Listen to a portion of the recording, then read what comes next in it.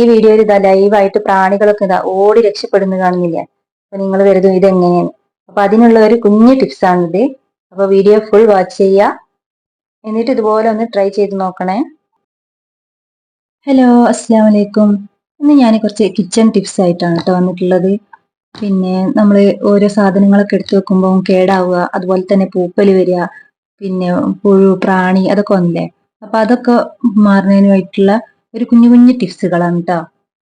അപ്പം ഫസ്റ്റ് നമുക്ക് ഈ ഇത് മഞ്ഞൾപ്പൊടി, അതുപോലെ തന്നെ മുളക് പൊടി, ഇതൊക്കെ നമുക്ക് പെട്ടെന്ന് പിന്നെ പൂപ്പൽ വരുന്ന ഒരു ഐറ്റംസ് അല്ലേ. അപ്പൊ ഇത് നമുക്ക് പെട്ടെന്ന് പൂപ്പൽ വരാതിരിക്കാനുള്ള ഒരു കുഞ്ഞു ടിപ്സ് ആണ് ഇപ്പൊ ഞാൻ കാണിക്കുന്നത്.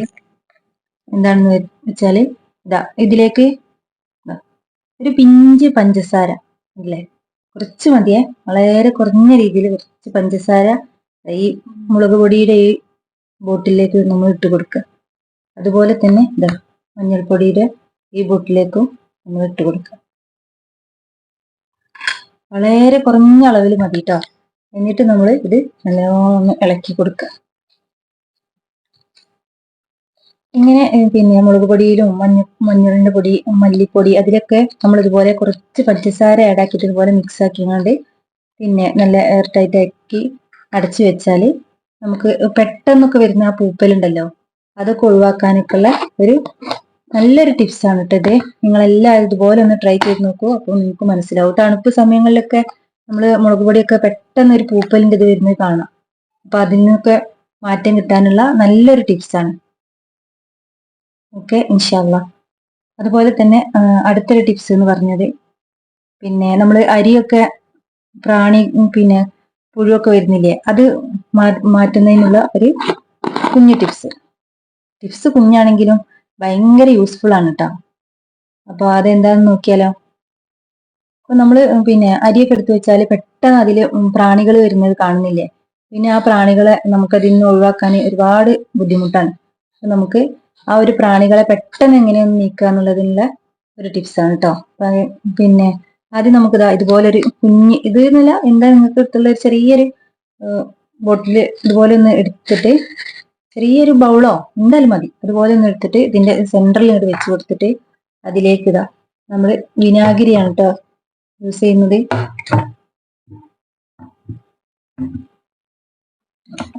കുറച്ച് വിനാഗിരി, ഈ വിനാഗിരി ഈ അരിയുടെ പാത്രത്തിന്റെ ഈ സെന്ററിൽ ഒന്ന് വെച്ചാൽ നിങ്ങൾക്ക് കാണാം, ഇതിന്റെ ഒരു സ്മെല്ല് അടിക്കുമ്പോൾ തന്നെ ഈ പ്രാണികളൊക്കെ ഇങ്ങനെ പിന്നെ പെട്ടെന്ന് പിന്നെ പുറത്തേക്ക് അങ്ങനെ പോകുന്നത് കാണാം.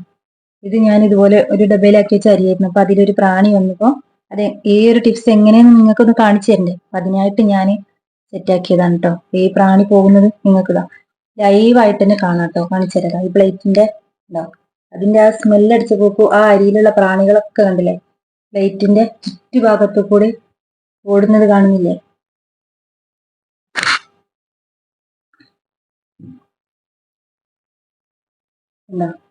ഈ ഒരു വിനാഗിരിയുടെ സ്മെല്ല് ഈ ഒരു അരിയിലേക്ക് വന്നു തുടങ്ങി. അതാണ് ഇതിലുണ്ടായിരുന്ന പ്രാണികളൊക്കെ ഇത്രയും സ്പീഡായിട്ട് ഓടുന്നത്. നമ്മള് പിന്നെ വലിയ വലിയ ബോട്ടിലോ അതിലോ എന്തിനാ അരി നമ്മൾ സൂക്ഷിക്കണം, അതിലേക്ക് ഇതുപോലെ ഒരു കുഞ്ഞ് പാത്രത്തിലാക്കിയിട്ട് കുറച്ച് വിനാഗിരി ഒഴിച്ച് നമ്മൾ അതിൽ വെക്കുകയാണെങ്കിൽ അതിൽ പ്രാണി വരില്ല. അതുപോലെ പൂപ്പൽ സ്മെല്ലൊക്കെ ഇല്ലേ, പൂപ്പലിന്റെ സ്മെല്ലോ ഒന്നും വരില്ല. നല്ല നല്ല ഫ്രഷ് ആയിട്ട് തന്നെ നമുക്ക് കിട്ടും റൈസൊക്കെ. അപ്പോൾ എന്തായാലും നിങ്ങൾ ഇതുപോലെ ഒരു പ്രാവശ്യം ഒന്ന് ട്രൈ ചെയ്ത് നോക്കി. അപ്പൊ നിങ്ങൾക്ക് മനസ്സിലാവും. കണ്ടില്ലേ, പ്രാണികളൊക്കെ ഭയങ്കരമായിട്ട് ഓടുന്ന കണ്ടില്ലേ.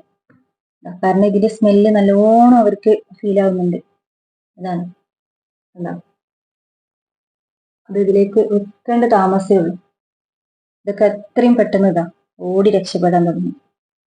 കണ്ടില്ലേ.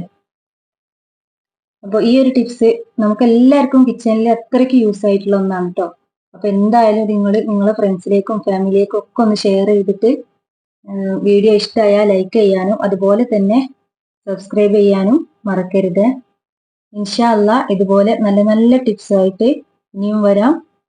ഓക്കെ, അസ്സലാമു അലൈക്കും.